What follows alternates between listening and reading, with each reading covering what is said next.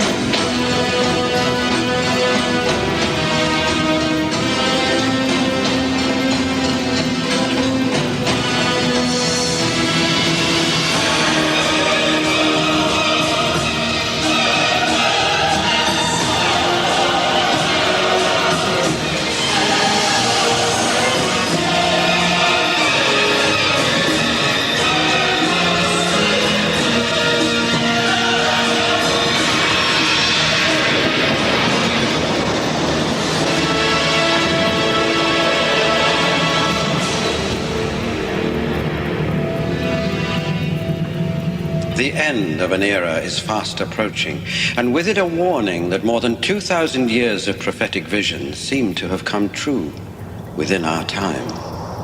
Throughout every civilization, from seers infamous to obscure, comes what could be a single universal prophecy, a final warning that is known as Armageddon, 3 days of darkness, the great chastisement or purification, or simply the end of time.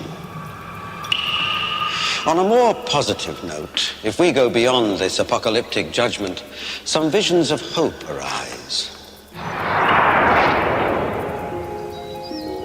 Santa Maria, a quiet pastoral city on California's central coast, a place that centuries of prophecy has pointed to as one where something strange and supernatural would one day happen. In the 70s and 80s, ordinary worshippers there claimed to have received prophecies of calamitous events soon to come. Their messages were studied by author and researcher Jerry Castro. A specific prophecy was given for this particular area of California. Did it involve something that was futuristic, catastrophic? No one knew. And so people began to take that very seriously, in that there was some event anticipated. Then on March the 24th, 1990, a prayer group at the site of a sacred hill was shocked by the sight of a woman suddenly falling to her knees in an ecstatic trance. This stranger to Santa Maria was 42-year-old Barbara Mathias. I heard an audible voice, only 2 words: look up. And so I looked up, and that was when I saw the Blessed Mother. She said to me that it was absolutely very important that I come to live in Santa Maria. And she said, do not be afraid. You will see me again. I will arrange it. This mysterious woman, born with the genetic disability known as Turner's syndrome, rented a room in Santa Maria where, behind closed doors, she claims to have experienced daily apparitions of Mary. At precisely 4:30 every afternoon, Barbara Mathias drops to her knees, her head falls back, and her unblinking eyes fix upon the vision she claims brings urgent messages for mankind. She can remain in this unnatural position for as long as 6 hours. Generally, I'm at home. However, Blessed Mother has appeared to me in a plane. She's appeared to me in a car. She's appeared to me on a bus. This is an age where people go for very material things and turn away from God. So her whole purpose in coming is to bring the souls of her children back from a way of sinfulness to holiness. Barbara claimed to have messages from Mary containing urgent warnings that the recent increase in earthquakes, fires, and other natural disasters are signs of more dire devastation to come. As word of the messages spread, so did the rumors about the mysterious stranger bringing them. Was Barbara a part of the Santa Maria prophecy, or was she merely disturbed? The question was this. Barbara Matthias has come to Santa Maria. She is claiming apparitions of the Blessed Virgin Mary. Rumor has it she's schizophrenic. Is she inventing all of this herself? Is it a hoax? Or is she psychologically disturbed? We must look and see, and we must do it seriously. Castro helped assemble a team of scientific researchers and doctors to perform a battery of medical tests on Barbara. Present at one of these seemingly painful experiments was Barbara's church-appointed spiritual advisor, Father Richard Joseph Culver. I was involved in being a witness to one of the tests. She was all hooked up, and they had all kinds of machines. Everybody present, we cried. It was so painful to watch her. While awake, Barbara felt normal discomfort. But in her trance, she was oblivious to pain. Most people would flinch from a needle to their eyeball. Barbara barely blinks. I asked Blessed Mother during an apparition, I said, Blessed Mother, they've asked me to ask you if you would like me to go through this testing. And she smiled and she said, yes, because this will all help further my plans. After neurological tests, psychological screenings, lie detection experiments, and state-of-the-art brain scans, the scientists completed their investigations. Coordinating researcher Dr. Linda Davenport summarizes their findings. She has no mental illness that falls into any diagnostic category. We found out that she is truly in a different state of physiological functioning and consciousness during the apparition. We found no way that she could possibly fake the experience. We were impressed with her sincerity and had no way to explain away what was happening. Anna Marie Magenberg, a nurse on the research team, recalls another experience with Barbara that was eerily unexplainable. There was one particular time that Barbara was present in my home, and she was having a private apparition. And we went to just shift her position, and we could not move her, no matter how hard we tried. You have to understand, Barbara is only 4 feet 8, and she weighed 96 pounds. She felt like 500 pounds of cement. As we shifted her, her body moved, but her face remained intact and still fixated on the point, even though her body was moved. As with others who have reported seeing the Virgin Mary, Barbara claims to have been involved with healing. I was working as a volunteer, and they asked me to go downstairs and admit a patient to the hospital, and she was very weak.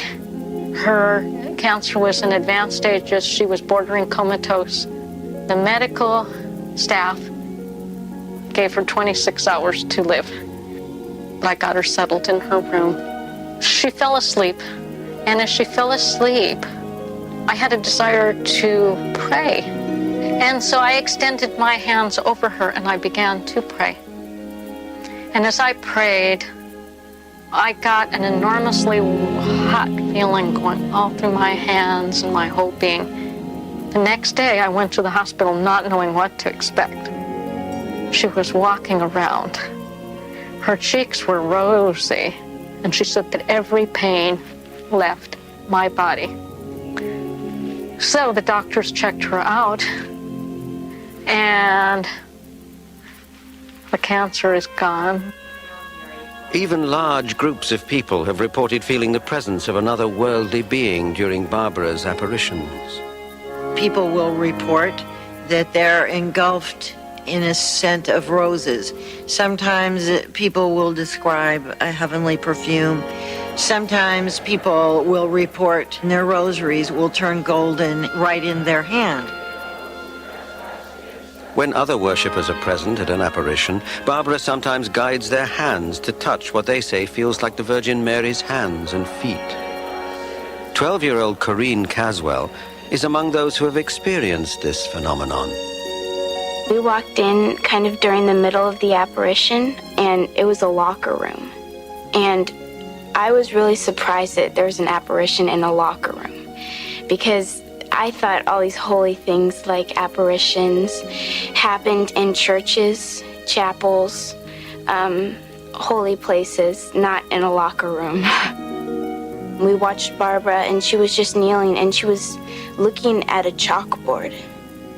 I just got this totally different feeling. And it was a feeling that I've never felt before, and a feeling that no human words can describe. After a couple minutes, she slowly put her hand back, and she didn't even turn her head.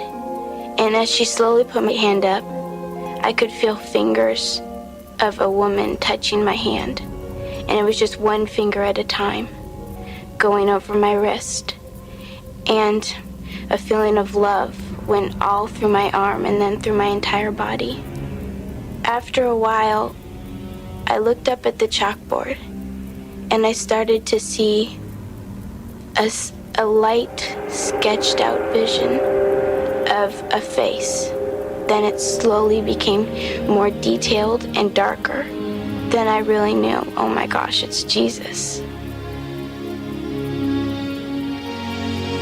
This strange woman who communes with heavenly spirits is content to spend her days as a menial worker in a fast food restaurant. Why was she sent to Santa Maria at this point in history? Are her apparitions of the Virgin a warning of a divine chastisement soon to come? That theory is supported by author Michael Brown. A chastisement is a purification. It's an event allowed by God, or perhaps sent by God, to purge evil. It's God's way of putting the world back into order. Right now, we're being warned like never before. Although these warnings have come to Barbara in the form of secret prophecies, she has shared them with Father Culver. Barbara does have 5 secret messages from the apparition. They're a call to change. That's another word for conversion. To change our lives. She also is giving warnings. And she gives those warnings through Barbara, that the time to change is now, because it might be too late.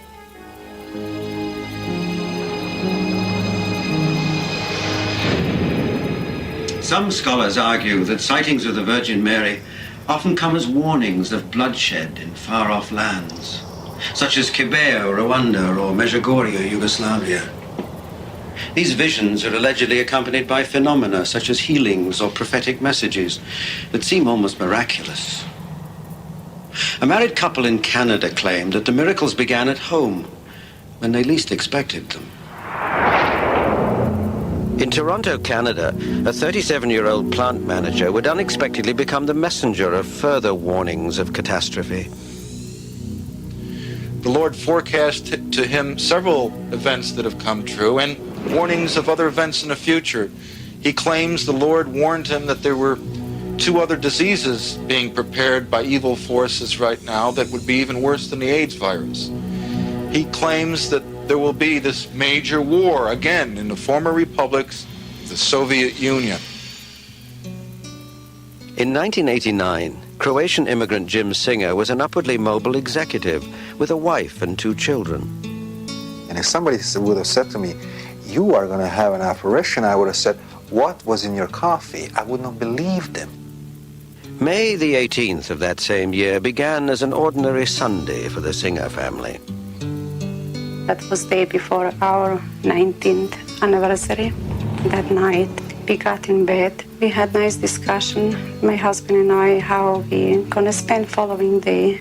Suddenly, in the midst of our conversation, my husband stopped talking to me.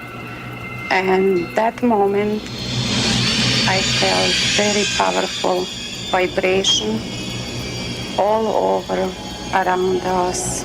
So I didn't know what's happening to him. For a moment or second, I thought maybe he got heart attack or something. Oblivious to his wife's attempts to rouse him, Jim Singer recalls a blinding flash of colored light. In the midst of that brilliance, a person came walking me, a male, and he started speaking to me. That very moment I saw he was covered with beautiful, brilliant light, and he was transformed. He started talking to someone. The only word that I understood, that sometimes Jim said, our dear Lord, but I wouldn't dare even think that this is God. For the next 100 days, Natalie Singer witnessed a nightly cycle of apparitions in which Jim claims to have seen Jesus, St. Peter, and the Virgin Mary. On occasion, Natalie says she watched as a mystical power actually lifted her husband high above their bed. I was lying in bed, and then I hold his hand, and after I couldn't, so I pulled down my hand because that was too high, and he was in the air. I never saw him so happy. Author Michael Brown has studied visionaries from around the world and is convinced that Jim Singer is authentic. His experience, probably as extraordinary as any I've ever seen claimed this century. And his messages are very powerful. His messages convey to us the sense of urgency of the time. One of the first things that our Lord said was that the time has come that without his direct intervention, this world will not survive. My husband, many times, he grabbed for the pillow. He couldn't stand that. Whatever he saw, after he explained to us as a family what he saw, and he put pillow in his eyes. He couldn't watch that. And in one apparition, I saw tears in his eyes, and he said, "Dear Lord, please help us, save us." And suddenly, before me, it was like on a screen. Very, very dark skies, I mean black. Bodies, people wandering around aimlessly, hunger. Individuals that were crying for drink and nobody would give it to them. Everybody was in a daze. What he showed me is if you continue on this path, this is what will happen. Some of Jim's nightmare visions came in the form of prophecy, as one warning of a devastating plane crash soon to come. No place, no time, no date, no specific airline, none of those things. All our Lord said, fascinating, even the words, you know. And then you read testimony after testimony, what people felt at that time. How they felt touched by something that one would consider, well, very unusual, and certainly many would say miraculous. Through his 100 days of apparitions, Jim Singer was reportedly shown images of a world gripped by conflict. Storms, earth changes, and tribulations of biblical proportion. And says basically what all of these other apparitions say, that if we don't come back to the Lord, that our entire system of economics, our entire militaries, our nations, our world community will unravel out of control. The time is now, the time is urgent, the time is extremely urgent, and that's why we're seeing all of these manifestations around the world. This flood of prophecy and images of destruction are seemingly being received by ordinary people all over the world. Are these supernatural voices giving us one final chance?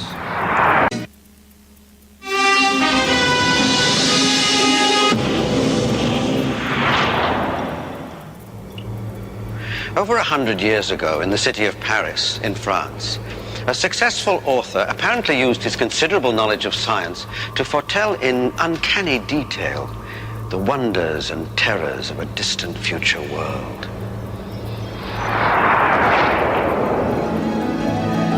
Jules Verne, a master of storytelling and a profound source of prophecy. His tales of timeless adventure set in future worlds have captivated the imagination of people everywhere in books, magazines, and motion pictures. And although readers of his day considered his books escapist entertainment and science fiction, hidden within the pages were almost photographic descriptions of the 20th century.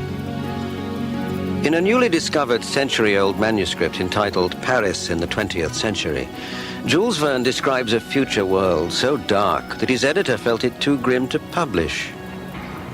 Author and Jules Verne scholar Walter James Miller. The homeless are wandering the streets. In Paris in the 20th century, hordes of homeless. There are subways. They come out on elevated platforms at certain places. He foresaw skyscrapers. He saw buildings 70, 80 stories high. In Verne's time, people traveled by horse and buggy, yet he accurately described modern transportation. There are motor cars. Verne even tells us how the driver operates it. He has a wheel and a pedal and accelerator. At a time when news traveled slowly and entertainment was provided by the printed page, Verne foresaw millions simultaneously listening to music transported through the air. Not only did Verne envisage the vacuum tube and the wonder of radio, he wrote about solid-state electronics, a technology that has only made its way into our homes and offices in the last 10 years. Screenwriter Gavin Scott. One of his predictions in trying to imagine how news would be disseminated in the future, that he had the idea that you would call up a news bureau and get an individual report from an individual person about whatever it was you wanted to know. His idea is something that the internet and computers are making possible today. In 19th century Paris, Jules Verne watched an innocent world shattered by the forces of the Industrial Revolution. As the American Civil War raged, Verne took note of the reports of death and destruction. The carnage sparked his imagination. He envisioned a killing machine greatly superior to anything the world had known. He also foresaw powerful leaders unleashing weapons of war that would fly, 40 years before the first aeroplane left the ground. He conceived of powerful, charismatic individuals seeking to gain control over others by using heavier-than-air machines, machines that they could bring over the cities of the world to terrorize the populace, to drop propaganda down on them, to drop weapons down on them, to establish their mastery. Verne also wrote of another flying machine, only this time it was wingless. I find his image of the flying ship powered by helicopter blades one of his most sinister. Obviously, the technology of powering heavier-than-air machines through horizontal blades has come to pass in the 20th century. And the idea that it would be used to terrify and control people is one of the darker and more sinister notions that he had. Verne wrote of war waged not only in the air, but also under the sea. He predicted the development of the submarine powered with electric power. Clearly submarines existed before he wrote 20,000 Leagues Under the Sea, but he was able to imagine how they might develop and do it convincingly. Imagine how they might develop as deadly weapons of war and how they might influence naval strategy and the fate of great nations. And Verne's powerful machines knew no earthly bounds. He was able to foresee the moonshot, not only where it would come from in Florida, not only where it would land in the Pacific to within 2.5 miles of where the Apollo capsule did actually come down, but also the height and weight of the vehicle that they went in, the material of which it was made, aluminum. A man who experienced one of the most fantastic voyages of all time was so moved with the accuracy of Verne's descriptions that he sent a letter to Verne's grandson. Colonel Frank Borman, when he came down from the Apollo 8 shot, said it certainly was no coincidence that our spaceship was 20,000 pounds and Verne's was 20,000 pounds, that our space capsule was 12 feet high and Verne's was 12 feet high, that we were launched from Florida, just 100 miles away from where Verne said that the Americans would make their first space shot from. And we splashed down in the Pacific 2.5 miles from where Verne said his space people would splash down. Frank Borman remarked that his wife had read the first part of From the Earth to the Moon and had been terrified because it ends with the space capsule missing the moon and going into orbit around it and being stuck. And he'd said to his wife, well, read part 2 where they get us back and you'll be reassured. But he was that convincing. Perhaps Jules Verne's most disturbing fantasy is one which haunts our world today. Fictional characters in one of his science fiction books describe what may be the atomic bomb. Jules Verne foresees nuclear warfare. 2 or 3 characters say things like, someday they'll build a tremendous boiler and it will blow up the planet. And another character says, yeah, and I bet it'll be the Americans. And the third character says, yeah, they are great boiler makers. So the boiler becomes a symbol for him of something that you can build too tight, hot, and everything else so that it'll blow its safety valve. Did Verne really foresee machines of the future? Or were his descriptions so detailed that successive generations were able to build them as if working from the blueprint of a prophet?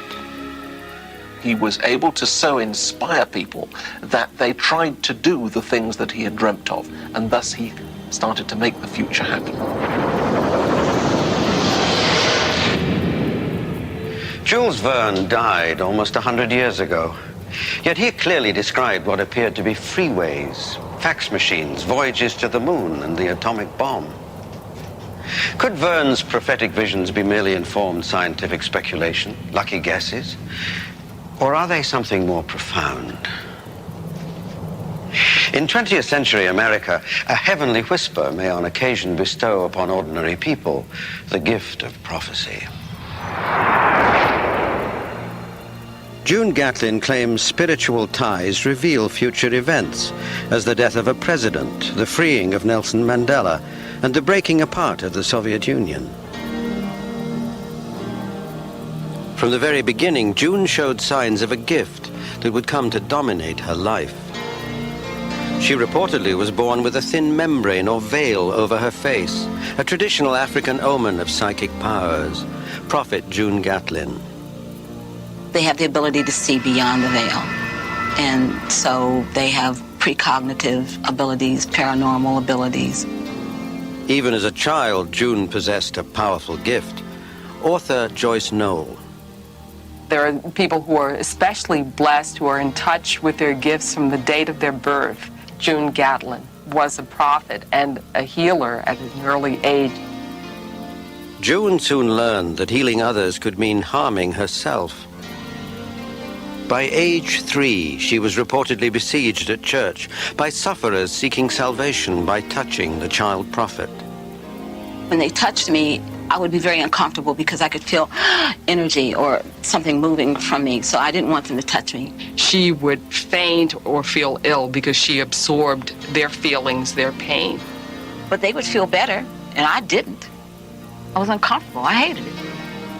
I just knew people's souls. I knew their hearts, and I didn't like knowing it because in a lot of ways it was hurting for me. You know, if somebody says that we really like you, but then I would know inside that they didn't. As she matured, June struggled with the constant attention she received. Yet family and friends pressured her to show off her rare talents. Now you tell me, what was I doing this morning? You were washing the car. You got it, child. June, say goodnight to these people. Oh, no. You answer me this. June, last night, what was I doing? Watch out now. June, come on, June. You were with a woman and you were kissing her. When individuals thought they were hiding, it popped out even more on me. And they didn't know that it hurt me as much as it did. By her 12th birthday, June claims her psychic energies overwhelmed her physical body. When she was young, she used to fall into a sleep that would sometimes last almost a week. And her family didn't know what was wrong with her. Lord, bless and heal this child. Wake up, honey. Big mama. Dang, how long has she been like this? I was unable to move. The feeling was so traumatic. The only way I could describe it is being in an amusement park when they used to have those whirly chairs. June endured frequent hospital stays as her family searched for the cause of her mysterious sleeping episodes. I spent a lot of time in hospitals, a lot of time with specialists, had brain scans, all sorts of tests. Needles were put in her, all kinds of blood tests to see why she went into these trances. It took a doctor from the Caribbean to diagnose June's condition. He traced her trance-like states back to her African ancestry, where psychic children often undergo similar experiences. I think I might have figured out what the problem is here. Something I haven't seen for a long, long time. What is it? Well, where I come from, the people call them moon children. Children born with a second sight or powers, you know? As she grew older, June's physical symptoms dissipated, but she continued to battle the emotional shadow of knowing the future. Then one day, she received a vision of romance that would become bittersweet. Before I met my lover, my love partner, I was shown what he looked like, and I was told that he would be the last man in my life. Well, I met him, and when I met him, it was at a party. Oh my God. When he walked over to the middle of the room, I saw this huge burst and flash of light on the left side of his head. Hey. So, what's going on? Just checking you out. So then I went into the kitchen, and he came into the kitchen, and we automatically started talking. I knew everything about him. I knew his heart, I knew his soul, I knew his bones, I knew the marrow in his bones. I've never loved anybody like I loved this man. All lovers are spared knowing when fate will separate them, all except prophets. June feels that her prophetic gift was a constant presence in her life with Gary. I would begin to tell him about things that was going to happen, you know, and he said, oh, the game's on today. And I said, oh, so-and-so's going to win. You know, baby, I don't know why you bother watching the game. I already saw who's going to win. It ain't even going to be close. Forget it. I don't want to know. Check it out. Dallas. Dallas. So he came back to me. He said, whatever it is, get rid of it. I said, if I get rid of it, I have to get rid of me. At every turn, June's alleged psychic gifts pervaded day-to-day life. I think I'm going to call Dennis. Better try Karen's. Crazy woman. I'm telling you, baby. Hey, Karen, how you doing?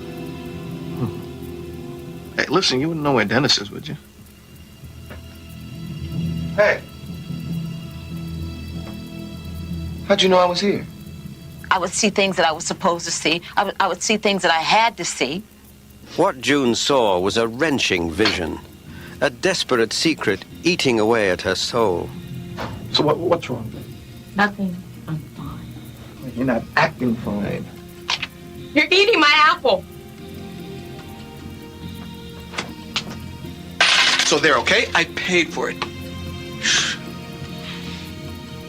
You're going to die. What? You're going to die.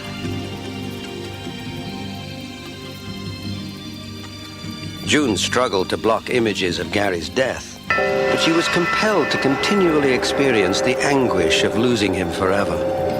I refused to be still.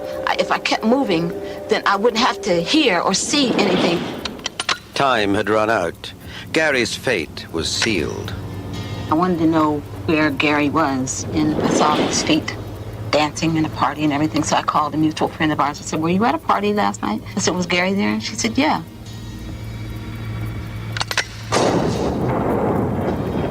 June was condemned to see her worst fear come true. According to her, spirit guides came to her with images of Gary's death. I saw the body in the coffin. It was exactly like, they showed me. Moments later, June received the dreaded phone call.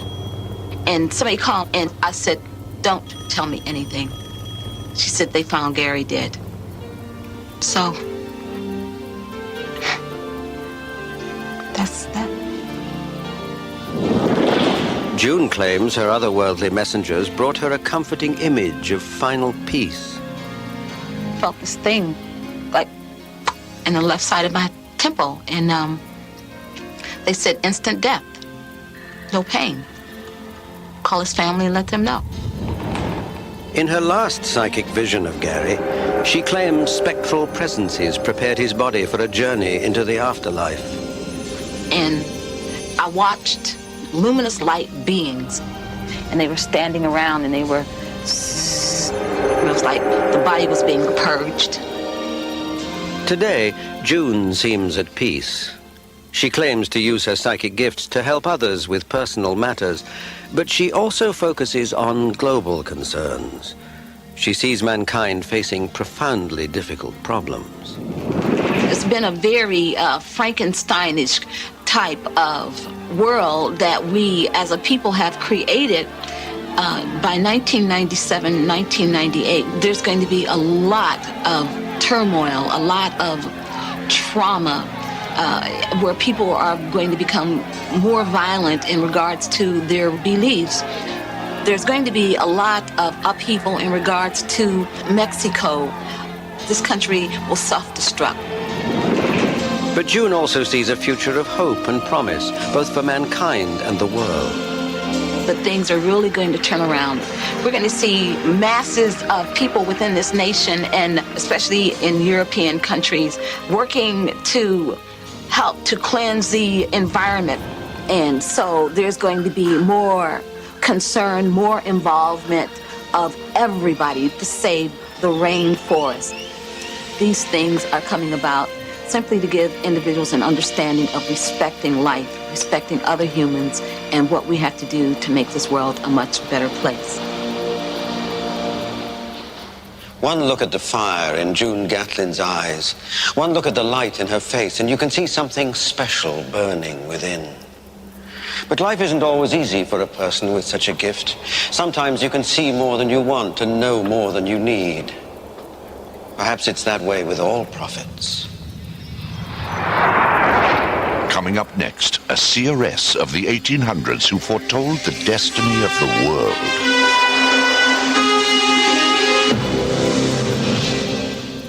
No.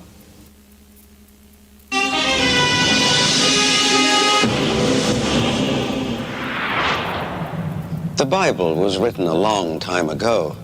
Within its pages may lie a description of a terrible future, a time of judgment and tribulation that some believe is almost upon us. Just how close and how severe that future will be is hard to tell. However, there's a name given to this ominous event: the 3 days of darkness. For over 2,000 years, biblical prophecy appears to have been accurate. In the 20th century, a series of momentous events has occurred. Events the Bible long ago warned would one day come to pass. Author Peter Lalonde. The Bible spoke 2,000 years into the future, and it told us the main events that are happening in this generation. The Bible said countless times, the generation that sees Israel come back in and regain their land after being dispersed throughout the entire world will be the generation that knows that this is the end time. Of the end times, biblical scholars offer several interpretations. Writer Gary Stearman. It tells us that we are living in a particular time period, a time in which believers in Scripture are urged to be especially watchful. Because, as Jesus said to his own disciples, when these things begin to come to pass, then look up, for your redemption draweth nigh.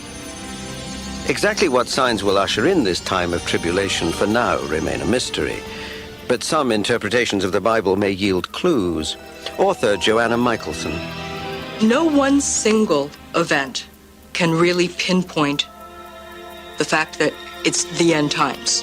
But now, for the first time, we have the capability to bring about what the book of Revelation speaks about. Massive global destruction. The Bible appears to paint a picture of our modern world, complete with details that conform to current technology. There are some prophecies being fulfilled right now that could not have been fulfilled in any other generation. Matthew chapter 24, the disciples said to Jesus, "What will this last generation be like?" And he said, "Except those days would be cut short, not one person would be left alive on the face of the earth." And we have the technology now that we could destroy every person on the face of the earth in an instant with the push of a button. Old Testament scholar Rabbi Ariel Bar Zadok. These things were specifically prophesied by the sages of the Holy Talmud 2,000 years ago, and we see them coming true now. The Bible may provide vivid imagery that suggests a 21st century at risk from technological dangers. Author Hal Lindsey. What they described was very accurately describing a thermonuclear war. For instance, in Revelation chapter 8, it says that something like a burning meteor hits the earth and destroys a third of all mankind, that it poisons a third of all fresh water, it burns up a third of all trees. A warhead re-entering the Earth's atmosphere from an intercontinental ballistic missile looks like a meteor. The loss of 1/3 of life on land and sea may sound sudden and catastrophic, but many interpretations of the Bible warn that the end times may involve a slow period known as the 3 days of darkness. This metaphor could refer to nuclear winter, the greenhouse effect, or merely a prolonged eclipse. Whichever it is, some believe that men and women will need to seek refuge from vile judgments, so called because these biblical judgments pour down upon us as if from a vial. Author Salem Kurban. The first vile judgment, boils on the skin will erupt on people throughout the earth. Where these boils come from or why they erupt, it could be from the water they drink, it could be from the pollution. In another vile judgment, some interpretations of Scripture envision massive pollution poisoning the world's ocean and killing the creatures of the deep. The environmental crisis then literally rises to the heavens, attacking what we now call the ozone layer. Yet another vile judgment follows. The sun becomes so hot because of the ozone layer that it will scorch all mankind. Revelation chapter 16 tells us that during this great tribulation period, men are going to be burned by the sun. You have space shuttles that have been up recently with the specific mission of trying to figure out what is the effect of the hole in the ozone layer that's now beginning to grow. Men being burned from the sun. Exactly what the Bible told us. As the biblical 3 days of darkness continues on its course of prophesied chastisements and tribulations, the blistering sun may give way to even more fearful judgments. The earth is finally plunged into darkness as earthquakes occur around the world and cities are destroyed and they're knocked down in many cases by 100-pound hailstones. If the 3 days of darkness is indeed manifested upon the earth, it may come about for a reason. How did man get in the terrible situation in which he finds himself? An article of Christian faith is that humanity is fallen in nature. That is, man is somehow bent. He is somehow less than perfect. And the help that he needs to become whole again is the pattern of redemption. And the purpose of that will be to wipe out wickedness on the planet and to reestablish some kind of order. Although the Bible may warn of approaching darkness, some believe there will always be light. Even the worst-case scenario apocalypse always has a positive outcome. Not only at the end, but even through it, for those people who properly spiritually prepare themselves. A husband and wife living in Texas take the warnings implied in the Bible of 3 days of darkness with deadly seriousness. And they plan to survive and help others to survive too.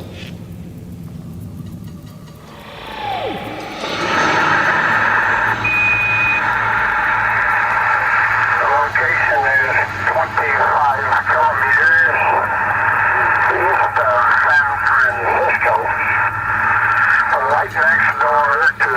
occupied city of Oakland.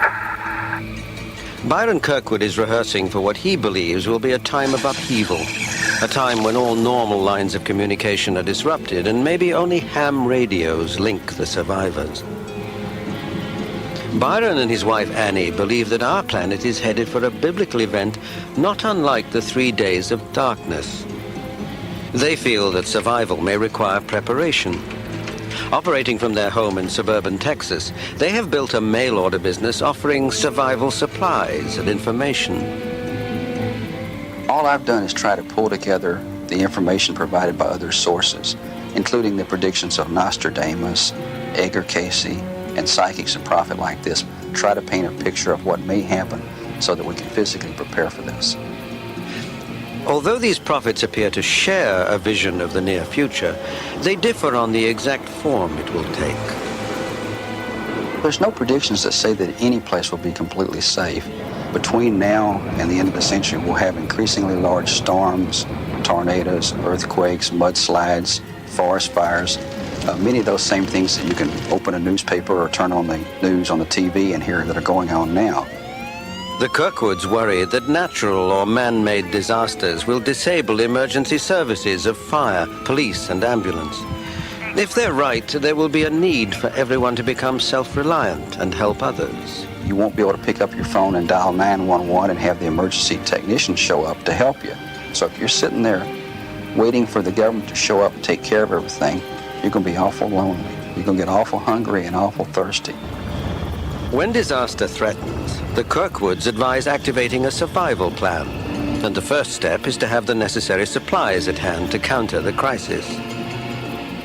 The Kirkwoods have modified the traditional earthquake kit into a grab-and-run bag designed to meet basic requirements. The ideal of a grab-and-run kit is a kit of things that you'd want to have with you should an emergency happen. The first thing is a first aid kit. You'll want to have a certain amount of water with you. You'll want the ability to start fires when you make a campfire. So it's a kit of those things you'd want to grab when you get in your car and flee your home. As in the allegorical 3 days of darkness, during times of widespread destruction due to a breakdown of food distribution and essential services, urban areas may deteriorate into chaos. Byron's advice is to move into the country away from dense population centers and return to nature. I recommend that people leave the city and move to a rural area where they can grow their own food, they can have their own source of water. Living close to the land may require self-reliance, a return to the bicycle for transportation, the preserving and stockpiling of foods, the filtration of contaminated water. If you have water, if you have food, if you have medical supplies, if you have tools, if you have gasoline, those will be the real money there for a while. Being isolated in the country may also mean doing without doctors and medical services. The first thing I suggest that everybody do immediately is take a first aid course, a first aid CPR course. Because when these things happen, you want to be able to stop the bleeding. It may be you that somebody's taking care of, or it may be you taking care of a loved one or a complete stranger. In any isolated rural existence, Byron cautions that one of the most fundamental problems will be locating food. We'll be living off the land. We'll have to be growing our own food. We may have to hunt for meat again. Some of the people that are really going to be disappointed are the people that don't think this is going to happen, don't prepare, and sure enough it does, and they live through it. One possible future scenario that concerns Byron is a series of massive volcanic eruptions releasing poisonous fumes into the air. There'll be enough volcanic ash in the air that people will literally breathe the sulfur dioxide and keel over dead. You want to find an area in your house that you can seal off so that this gas won't get inside the house. Byron speculates that an atmospheric layer of volcanic ash blocking out sunlight might offer one clue to the story of the 3 days of darkness. You can have candles, but the winds are going to be strong. The candles may get blown over, blown out, or catch fire. The particular item that I've picked to have a supply of during that time is chemical brake lights, because they don't use electricity, they don't have an open flame, they don't generate any heat. Perhaps the most unbelievable effect of the 3 days of darkness involves what Byron feels will be a shift of the Earth's axis, a shift that will trigger a gravitational change. There may be a time where the gravity will increase when the planet's rotating to the point that we may be actually forced to the floor, kind of like the acceleration experienced by jet pilots or astronauts. But you may actually want to supply food near the floor, so if you can't physically get up, you've still got food on the floor. Whatever the future may hold, Byron and his wife Annie plan to be a part of it. And if they can, they hope to help others weather any possible storms that lie ahead. We've moved past our fear by doing those things to prepare, both physically and mentally and emotionally. And I found that when you do prepare, you do get past the fear. Some predictions appear inevitable, unstoppable, cast in stone. Others are conditional and subject to change. Turn of the century Germany was a nation of peace and enlightenment. Wonders like the electric light and telephone offered a new age of promise. It was during this tranquil time that a popular soothsayer, a seeress named Regina, prophesied not the calm of the present, but rather the ordeal of wars to come, and a time when civilization as we know it might disappear. John Hogue, a man who has made a career researching and studying prophets, has rediscovered this forgotten German visionary. Seeress Regina is the nickname for a German prophetess of the early 20th century. She was perhaps the most famous German prophetess of that time. As was the custom of the day, the wealthy would entertain their guests with mediums and fortune-tellers who could tell them about love, finance, and adventure. Most of her readings were done in parlor rooms and in parties that had many of the most esteemed aristocracy of Germany and the Austrian Empire. Seeress Regina has been called by some of her followers the German Cassandra. Regina, like Cassandra, the ancient Greek prophetess, foretold of wars that would bring down entire nations. She also foresaw a war in which millions would die. When World War I broke out, Regina's fame suddenly spread throughout Europe. One prediction had come true, but there was another, a second war which would dwarf the first, and this time she described a man who would set Europe on fire. She warned of Adolf Hitler. She called him this man who would replace the king and emperor, or the Kaiser. He will lash the whip, she says. Now, before Hitler took power, people in Munich in the 20s used to note that he was this man who used to run around with a bullwhip. Of Hitler's rise to power, Regina wrote, "An iron crown is for thee, German nation. A man of supreme power is holding it." And of his view of the assembly line murders, she prophesied, "The German nation will be standing the test, not by weapons of iron or brass, but by proving whether its deeds are high and lofty." Regina also foresaw the future consequences of such evil when she wrote, "The iron crown will press and weigh heavily upon thee for many years to come." Even to this day, the Holocaust of the Jews and other war crimes still haunt the German people. Like the prophecies of both Nostradamus and the Bible, Regina foresaw a future that may encompass the unraveling of civilization. Of our near future, she wrote, "We will live in an age of ill will, error, and decay. Whoever survives has stood his fiery ordeal. Men who speak in all tongues will dash against each other. A peculiar generation will exist on this earth, which does not carry an inner growth, but only death for the whole race. Whatever the country in which they live, they are all united by an old law which provides that they wither and die." She describes a kind of people that will be born among us, which are almost like the cannon fodder for Armageddon. It's somehow necessary these people enter and incarnate into our world and then fulfill their destiny, which is a destiny of self-destruction. And of that prophecy, she says, mankind will be decimated by famines and epidemics and poison. The future is approaching at a quick pace, Regina wrote. A great catastrophe is threatening. Fires burn at a distance and weapons rattle. The earth itself will writhe in agony. The world will never be the same as before. From the aristocratic parlors of turn-of-the-century Germany, Regina foresaw a catastrophic event that might transform the earth and a haunting prophecy of survival. She describes the coming of an ecological disaster which will decimate humanity and leave only a handful to build the world. For those who believe the end times are near, Regina's prophecies may offer hope. Regina wrote, "After the catastrophe, they will emerge from their caves and assemble.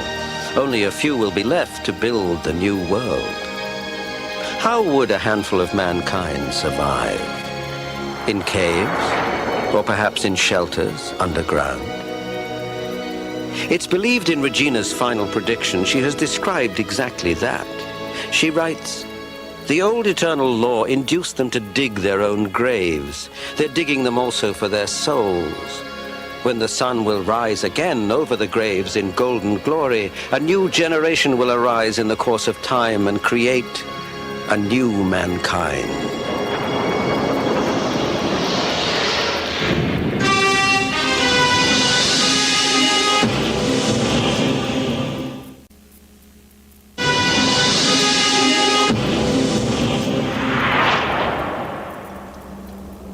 Some believe that Ceres Regina may have been forecasting a terrible upheaval, followed by a crumbling civilization where the survivors sought refuge in caves. For a modern-day father and son, refuge from an apocalyptic future might also be found in a kind of cave. In fact, in a secret and sophisticated underground lair. I'm a believer in the old prophecies. The Old Testament, Book of Revelations, Nostradamus, Edgar Cayce, the Great Pyramid, Mayans. They all seem to indicate that this particular age, the cycle of evolution on Earth, was coming towards a finale. And many people aren't going to make it. Matter of fact, I've heard estimates where the population of 6 billion is going to be shaved down to 500 million. I'm a doctor. I'm pretty much a pacifist. I don't look for trouble when trouble comes. At this point, I'm ready to go to the hole in the ground and let it pass over. This father and son insist their identities remain an absolute secret because they have something to hide. It's a hole they've dug, an underground refuge. This family is meant to be protected, and we've taken the necessary steps to ensure that we are going to be protected. The threats that may drive this father and son underground go from disaster inflicted by Mother Nature to destruction unleashed by an act of man, such as a nuclear war. I feel the threat is almost beyond the scope of the average human mind to comprehend. I mean, are we so arrogant in this country that we think that nobody wants to take us out? We're the #1 target in this world. The United States Central Intelligence Agency estimates that by the year 2000, over 20 countries will have long-range ballistic missile capabilities. And today, even smaller countries seek to become nuclear superpowers. The designer of an underground fiberglass shelter, Walton McCarthy, explains. We had an opportunity to secure the unemployed nuclear scientists from the Soviet Union. We had that opportunity, and we blew it. And they went to the Middle Eastern countries, and I don't think they're working on refrigerators. We know that, in fact, there are some nuclear weapons missing out there. And we know now that a nuclear weapon can be delivered to a site in a child's day pack and remotely detonated. There's a whole nuclear black market, all the ingredients, uranium, plutonium, it's all out there. It's just a matter of time. And I'm not going to take the defeatist attitude that we're doomed. So with all these reasons in mind, we've gone ahead with this underground shelter. We plan on taking care of ourselves. We want to be sovereign. They have buried their means of survival. A fiberglass bomb shelter in a remote and secret location, hidden away from prying eyes. And when this father and son feel that time may be running out, they plan to lead their family down into the ground where a year's stockpile of food and water awaits them. The modern disaster shelter is designed for not only bombs or some type of exploding device falling on it, but it's designed for gunfire, earthquakes, tornadoes, hurricanes, nuclear environments, chemical environments, and biological environments. If there are outside intruders that want to break in, I mean, this thing is grenade-proof. If someone tries to force water or flammable liquids into the air manifolds, they can turn the valves and shut that off. And they're also baffled, so the fluid actually can't go around the corner. If someone tries to drive a car over it, locking those shelters in, we have a 6-ton screw jack that can lift 6 tons of debris off the hatch. There's nothing to attach onto the entranceway. There's no hooks or anything that someone could try and hook a cable onto. There's a whole list of ways of resisting intruders trying to break into it. Another way to defend against intruders is to hide from them. Once these fiberglass shelters have been buried and the natural vegetation has grown back, they can almost defy detection. A lot of people do a great job of camouflaging it. It's so good that they can't find it. And they forget where it is. And the only way that I know of to find it is to go get a metal detector and go out there and try and hunt for it. I mean, some of these people do a really elaborate job. Drawing upon the technology of prefabricated housing, modern bomb shelters can be manufactured in factories, then trucked over back roads to remote sites. Once a hole has been excavated, these modular units are lowered into place and then assembled. Within hours, they are covered with earth. It has a water tank, it has normal lighting, it's got a manual flush-up toilet, it's equipped with carbon to filter out the radioactive iodine gas from a nuclear weapon and to filter out the chemical agents from chemical warfare and the biological agents. While the United States abandoned its shelter program in the late 1960s, the rest of the world continued to prepare for war. We are one of the few industrialized countries that does not provide sheltering for our people. In Sweden and Switzerland, for example, it's a building code requirement. China, North Korea, Japan is certainly building now. If the world is so safe, why are they doing this? In this country, we don't think about disasters. We don't plan for them. We assume we're safe until circumstances prove us wrong. That's the American culture. So in the United States, who feels threatened enough to purchase a shelter? If there's one area in the country that I'd say is good for us, that would be the Washington, D.C. area. We've sent out an order for 20 at one time in Washington, D.C., or in the outskirts. I don't know where they are putting them, but I'm sure they're putting them in a secure place for themselves and their families. People in Washington know exactly what's going on. They know what's coming. You have to keep in mind, we've had over 15,000 wars since the beginning of recorded history. And to say that we're not going to have another war is to say that human nature has changed. There isn't any question in our minds that we're going to need this. The question is when. Better to be 5 years too early than 1 day too late.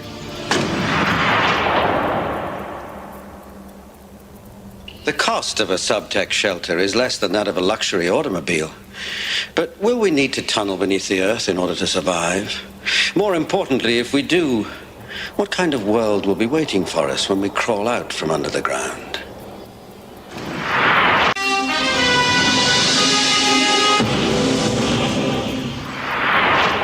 For one living American prophet, our near future will stand as a test. His visions are of a nightmare time when an angry Mother Earth passes judgment upon us.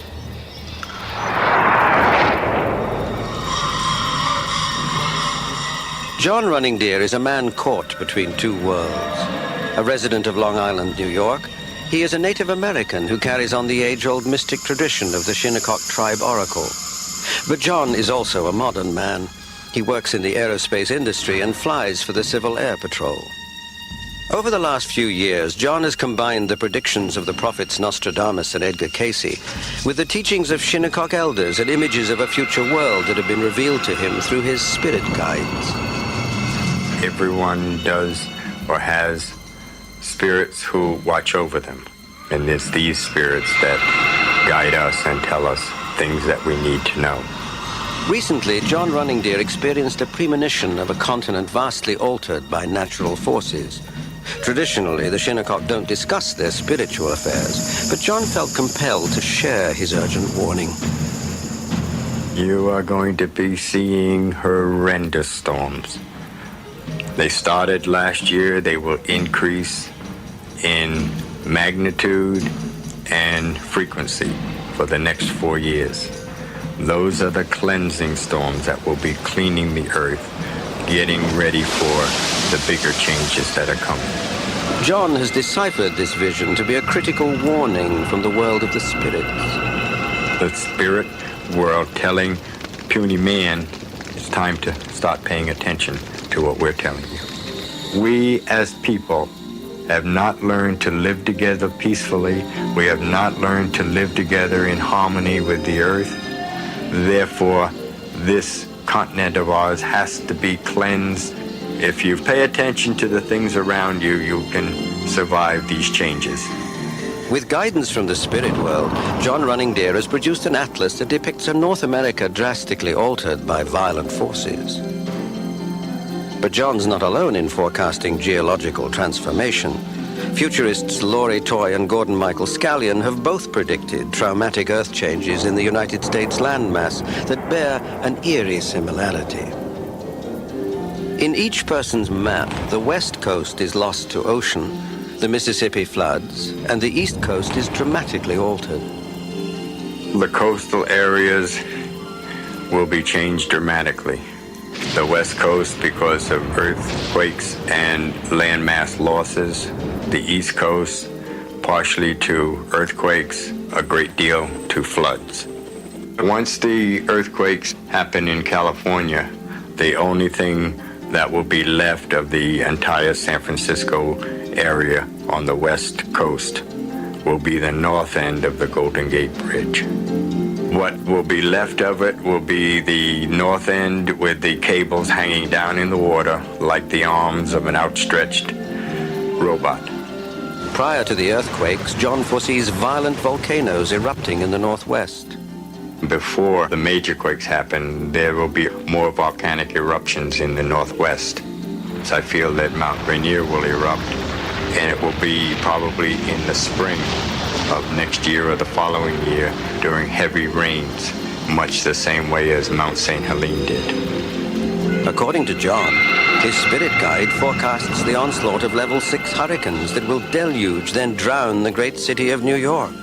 These I've seen through information given to me by my guides, that it will not only be the winds that will destroy much of the city's areas, but it will be the massive amount of water. The water will drive. There are areas, one area in particular, one building in particular on 42nd Street across from the public library. It has a concave front. If that building is not evacuated, the storm, the water itself will crash through the glass windows and flood the lower floors, flooding and stopping the elevators, and many, many people will be hurt or killed. If all of John's visions come true, these storms may mark the beginning of what Native Americans call the Great Purification. New York City will eventually be destroyed by a massive tidal wave which will take out the city and most of western Long Island and the Jersey Shore. And the East Coast and parts of the country will start to become a series of islands. It's human nature to hope for the best, but when terrible things happen, the first question always asked is, why? Since we cannot learn to live together, then we're going to have to learn to live together in small areas such as the islands. And maybe when we learn to live together better in peace, then we'll get this landmass to come back to us. John claims spirits speak to everyone, but most fail to listen. There will always be warnings to every major change that is coming. The best protection is to move anywhere up into the mountains and across into most of Texas, most of Montana. I would stay away from the plain states where they had the great floods last year. I would stay out of the Dakotas in the central section because I strongly feel that lakes will form up in that area.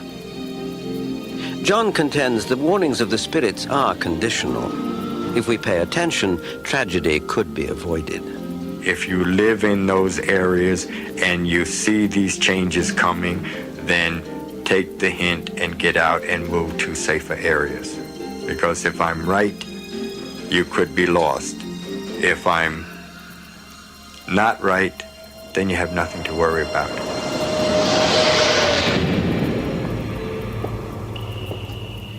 The pages of the history books are filled with great civilizations that have vanished into obscurity. However, from these ruins, survivors all seem to emerge to pick up the pieces and begin again. Perhaps there is no beginning and end of time, rather a continuous and well-traveled circle. Aristocraft cabinets from KBL Design Center mean affordable quality that's built to last. Visit KBL for home decorating products that suit your style and budget.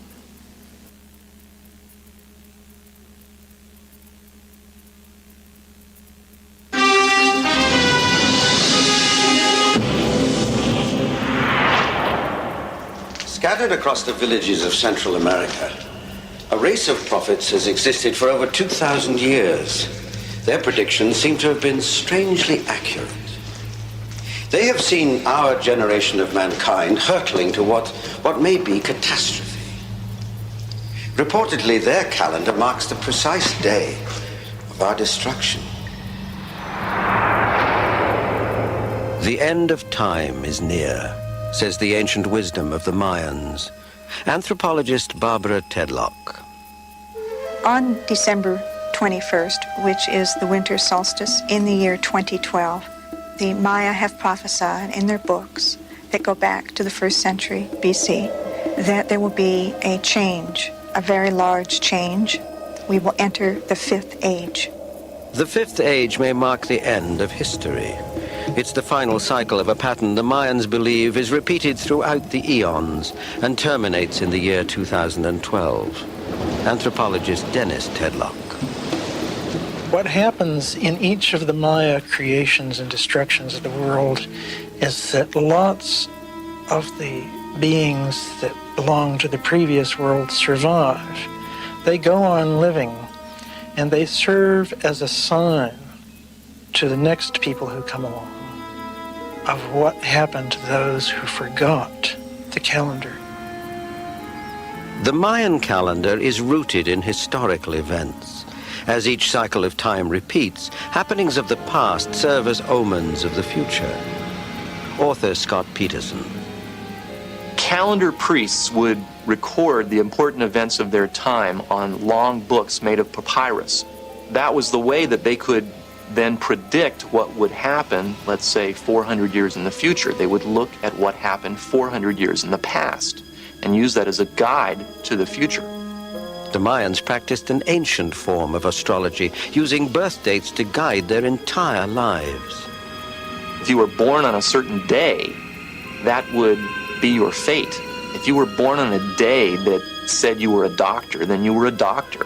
If you were born on a day that said you were a thief, then you were a thief.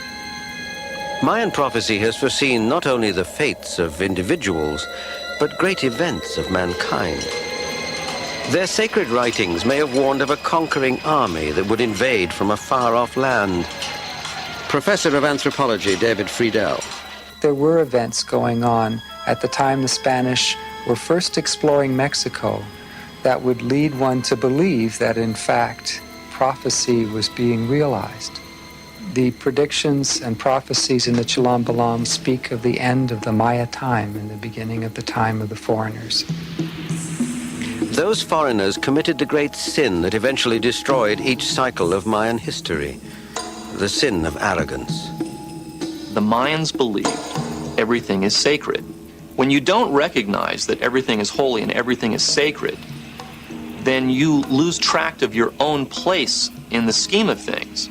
When nature and human beings go out of balance, ultimately nature will right the balance. It's the planet itself which is more powerful than the people. In each Mayan apocalypse, man is punished for the harm he's inflicted on Mother Earth. In making tools and artifacts, the heat and hammering caused pain to the iron and clay, pain that had to be avenged. This holds true for a mythological race ruled the earth long ago. They looked on the surface very much like ourselves. They grew crops, they had domestic animals. But their heads were really quite empty. They did not remember to say prayers and make offerings. They did not respect the earth. According to legend, the Mayan prophecy of doom was fulfilled. Mother Earth and her children sought revenge. Tools turned on their creators, and this world erupted in destruction.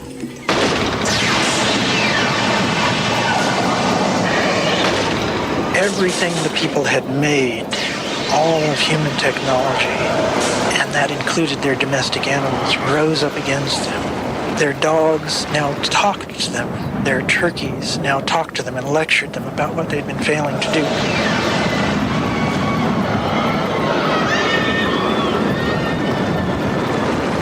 The wind roared with fury. There was no escape.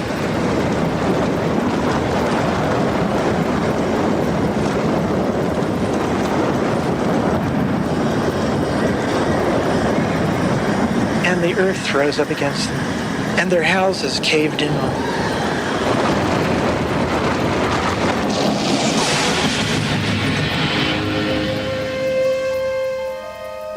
Mayans believe that our fate is sealed. The next cycle will end in the year 2012, and then we too will suffer for mistreating nature. But instead of facing primitive tools, our enemy will be technology.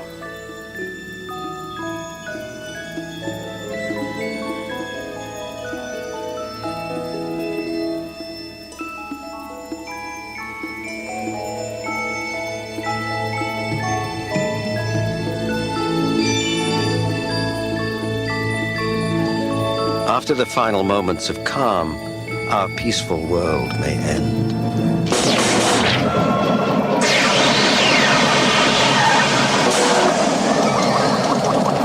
If you've ever worried about all those things you've got plugged in your house, all those things that are on the power grid that plugs into everything, that food processor in your kitchen, your answering machine and your fax and your VCR, your television, your clock radio. Imagine all of them getting a mind of their own and deciding they don't like you.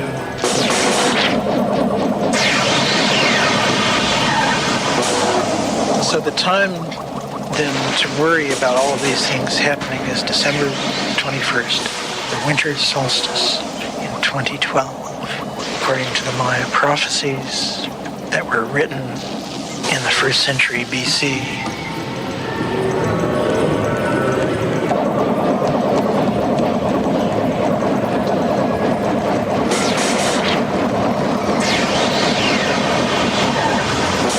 Cats and dogs and caged birds, all of these would come after us. All of them would start talking to us. All of them would turn to attack us.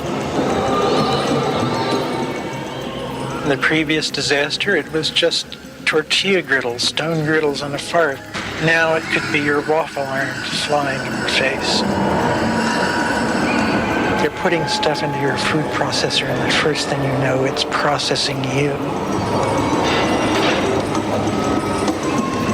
Your fax machine, you're feeding stuff into it, and the next thing you know, your tie is caught in it.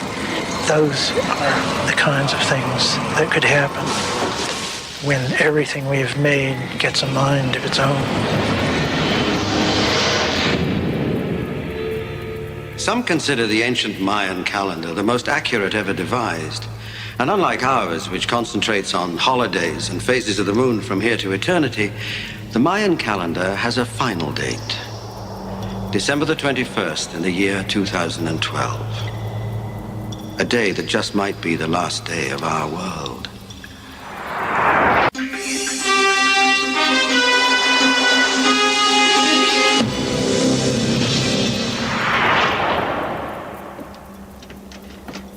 Locked inside the human brain may be a time machine.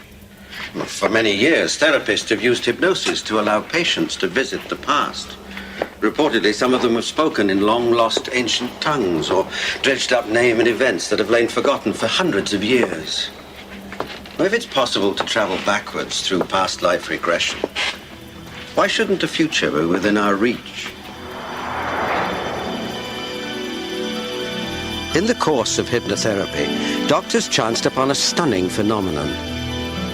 Human minds can not only return to the past, but seem to leap into the future. Over 5 years, Dr. Chet Snow and his colleagues recorded what they believe are the future life experiences of 2,800 patients under hypnosis. Strangely, according to Snow, these apparent time travelers reported nearly identical experiences. Most journeyed to the 22nd century, and they shared only 4 visions of our future. Some saw mankind living in orbiting space colonies above the Earth. Others envisioned small creative communities near the sea, or agricultural communities in remote settings. Still others glimpsed a highly technological future. They're going to eat us well. Dr. Snow and his patient Laura Byerly allowed us the rare opportunity to witness an actual progression therapy session. Laura's journey could reveal a picture of her future, and maybe ours. It's not a party game or a parlor trick that one should do. I think any work with hypnosis is sort of like taking a scalpel. In the hands of a surgeon, a scalpel can do wonderful things. In the hand of a serial killer, it can do horror. I'm going to count slowly from 1 to 5. And as I count, the cloud will take you to just the right place, where it will bring you back down into a new body. Another physical form. Dr. Snow monitors Laura with infinite care, keenly aware that manipulating the psyche is a highly delicate procedure. Now, what's happened? Reading to students. All right. And tell me anything about the classroom or the place where the students are. How many students are there? 30. How old are your students, would you say? 12, 13. I see. And what are they wearing? Jeans, dresses. Okay. Can you find a calendar? Look at it and see. What year does it say? 1966 or 7. All right. So now we're in this life still, in this body. Laura crossed the fine line between progression and regression, accidentally jumping back in time. Dr. Snow presses her to reverse course into the future. They will take you forward to the future. They will take you at least 1 century or 2 centuries from the date that we called 1994. 1 or 2 centuries. Propelled by the power of hypnosis into the 22nd century, Laura has no control over her journey. She could return to the physical world as anyone or anything. 5. You're alive. Alive in the physical body, in the life, in the time period you've chosen. Look down at your feet. Become vividly aware of the feet there, your feet in that body and time. Take your arms and of the future body and hug your torso a moment. Become vividly aware of your size and the shape of that body. And as you hug the torso, you will know, are you a man or woman in that body? I just felt like there was a man's body. Yes, a man's body, right? I was aware of shoulders and things like that. Right. Fairly broad-shouldered? Good. Now, you said something about there were some buildings you could see. As you come up toward it, describe anything about it to me. Is this a dwelling or is it some other kind of building? I guess it's a dwelling. All right. And tell me anything about it. What is the roof shaped like? Pointed. Dr. Snow urges Laura to go further, to examine her future living quarters. Find a place for you to sleep. Okay. What is it like? Anything about it? It doesn't feel like a private place. No? Okay. Is there like a communal type of place? It must be. Okay. Hundreds of the time travelers studied by Dr. Snow described a future eerily similar to Laura's vision. She talked about many people living in the same set of apartments. And this also is very typical of the high-tech kind of environment people. And look at the place where you eat. How many places are set? 3. And become vividly aware as you... Do you sit down to eat? Not really. Okay, how do you eat? Standing. All right. Laura labors to understand mysterious details. Move forward until you're at a moment when at least one of them is in the room. Which one came into the room? Just a female. Uh-huh. Does she seem also in her 20s, or is she older or younger? Younger. Okay. Dr. Snow encourages her to probe further, experiencing her future life at different ages. What happens if you go forward until you're about 43? Let me count 3. 1, 2, 3. Now. What is it you're doing now? Suppose something with computers. Do you push, punch, pull? What do you do? What do your hands do? Maybe just raise above them. She saw herself putting her hands over a machine and getting information directly from the machine without having to tap in keys or use words. And this is very typical of the high-tech people. Laura's journey indicates that some human rituals are unchanged in the 22nd century. Now, go ahead and describe to me anything about this event. What is happening? What's going on? What seems to be going on? Weddings. Which one is the one that interests you? The girl. Okay. Tell me anything about her that stands out. Is it a daughter of yours? Dr. Snow now prods her to experience the greatest mystery of all. I want you to move into the very last day you live in that life. It's before you leave consciousness, before you leave the physical body. To move into that last day and look down at your hands. What do your hands look like now? Older. All right. Are you sitting, lying, or standing up? Lying. Okay. Without any pain in your physical body, look and reflect for a moment. No pain is felt. What is it that's going on that's leading you to be in the last days of this lifetime? Might just be my decision. It's a decision, like a choice you're making? It seems like there's a group of people and they all feel important. All right. Now, I want you to take a breath and let yourself release from the body. Now you're released from that body. You may float up above it. Float up above it and float high up through the roof. By the 22nd century, death has become a peaceful process. But research points to our near future as a stark and lonely time. Through all of our subjects, one of the things that stood out was that 2100, which is one of the time periods we took them to, only 5 to less than 10% of our subjects recalled having a future lifetime in that period. A world with fewer people. That is the vision shared by hundreds of Dr. Snow's patients. According to his research, the next 100 years may see a part of mankind vanish from the earth. A number of things that might happen to cause this. Epidemics, plagues, such as Nostradamus makes mention of, asteroid or another extraplanetary body coming into contact with the Earth, and that would cause a weather climatic change like a pole shift. People were indicating that there would be a significant drop in population between now and the 22nd century. If Dr. Snow's findings are correct, soon the only dwellers of our great cities may be memories.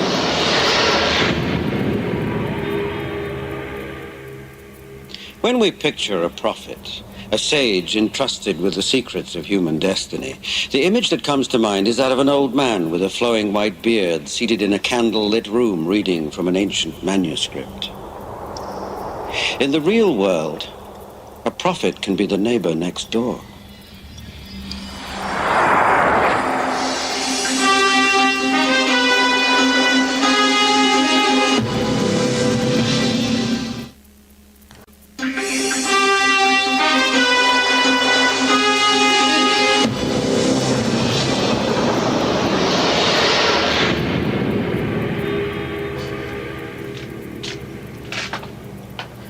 The Mayans have given it a date, December the 21st, 2012.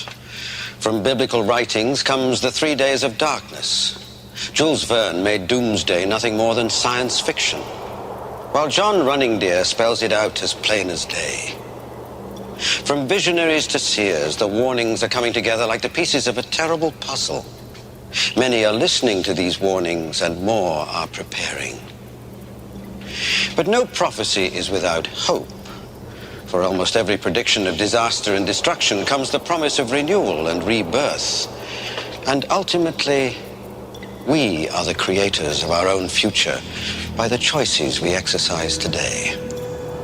We, you and I, are the masters of our destiny.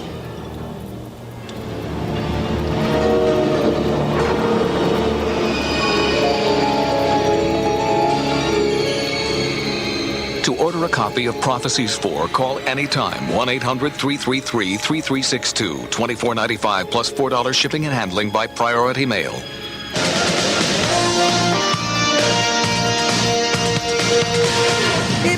The Olympic countdown begins with this NBC Olympic moment. Basketball didn't always come easy for Scottie Pippen. The youngest of 12, he was not even recruited out of high school, and his college career began as the equipment manager. Now, this 1,000,000-to-1 shot is one of the NBA's greatest players. His dream will take him back to the Olympics on NBC. It's 41 days and counting to America's Games, the 1996 Summer Olympics on NBC. In 30 minutes, it's the best of Saturday Night Live with Anthony Edwards and the Foo Fighters. Your local news is next. And coming up tonight on News 25 Nightside, a former Mitsubishi worker says union leaders look the other way after women complained about sexual harassment on the job. And celebrity readers captivate youngsters at a reading program in Peoria. Join us next on Nightside.